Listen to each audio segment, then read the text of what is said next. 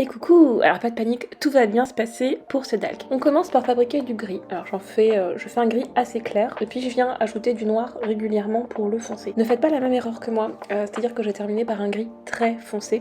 Et pour la suite du tuto, c'est un petit peu compliqué après pour voir les petites flaques. Mais voilà, moi ce que je fais, je suis pas du tout une spécialiste de la gouache et vous le savez, c'est que je viens rajouter un petit peu de noir à chaque fois dans mon gris. Et puis du coup j'étale ma couleur comme ça. Vous voyez que mes transitions sont pas top, mais je vais venir les retravailler tout à l'heure. C'est ce qui est bien avec la gouache, c'est qu'on peut toujours la retravailler, même quand elle a séché. Et puis ce qui est chouette aussi, et ça va vous aider à avoir un petit peu moins peur, c'est qu'on peut recouvrir tout ce qui nous dérange. Donc là vous voyez, je recouvre tous les petits bidules, les petits machins que j'ai pas envie de colorier. Vous allez voir que même les cristaux du haut, je vais les recouvrir avec ma gouache, c'est hyper opaque. Donc au niveau de l'hérésie, on est pas mal. Donc ça fait pas trop peur finalement, puisque finalement on enlève tout ce qui nous sert à rien dans le colo. Ça peut le simplifier un petit peu et nous rendre le colo un peu plus facile.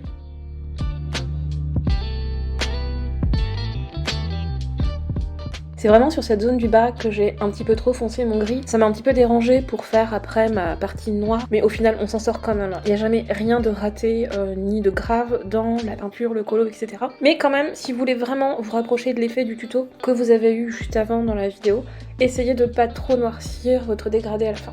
Alors je sais pas du tout si c'est comme ça qu'on fait ou pas, mais moi pour rendre mon dégradé un petit peu plus smooth, je prends mon pinceau que je rince et je laisse un tout petit peu humide et je viens mélanger mes petites zones en fait pour mélanger les couleurs entre elles et qu'elles se fondent un peu mieux.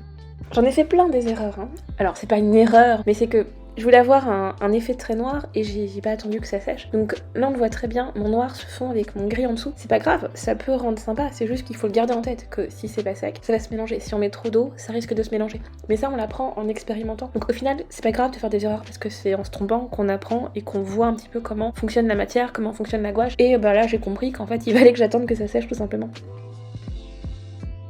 Et là je prépare un nouveau gris, alors j'ajoute juste du blanc dans le gris que j'avais déjà et je mélange. Et c'est pour faire mes petites flaques dans la couleur noire, si je respecte bien le tuto. J'ai mis mon gris dans la couleur très noire et puis après je mettrai du noir dans mon gris. C'est pour ça qu'il faut pas trop le foncer pour que les petites flaques noires se voient.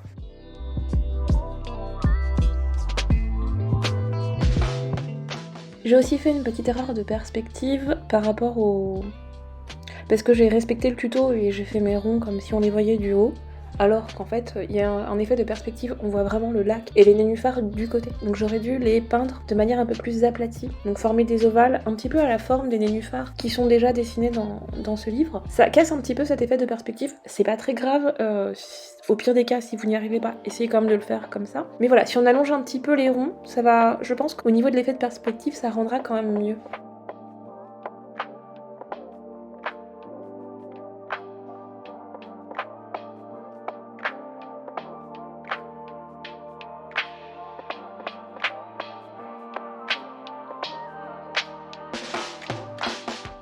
Allez, courage, on est bientôt au bout. On met beaucoup de jaune et du bleu pour former du vert. Je vous apprends rien, vous le savez déjà. Mais voilà, si vous voulez un vert plus ou moins foncé, il suffit de jouer un petit peu avec le bleu et le jaune.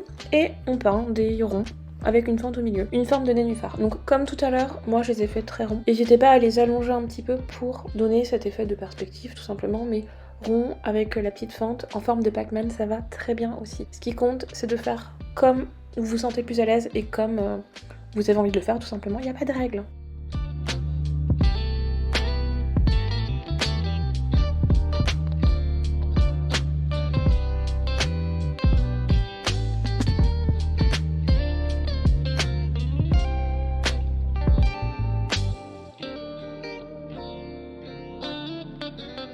Et je rajoute juste du jaune sur le vert que j'avais déjà, et hop, j'ai un vert directement éclairci et je vais pouvoir mettre mes petites touches de lumière par-dessus. Alors encore une fois, je suis loin d'être une spécialiste de la gouache. D'ailleurs, si vous avez des conseils, n'hésitez pas à les partager avec nous, à nous donner vos petits conseils. Moi, je crois que pour faire les petits détails comme ça par-dessus, je mets juste ce qu'il faut pour pouvoir peindre plus facilement, mais j'en mets pas trop pour éviter de remélanger en fait ce qu'il y a dessous. Je crois qu'il faut arriver à doser un petit peu son eau et la texture de la gouache pour avoir un effet sympa. Et voilà, à vous de jouer maintenant.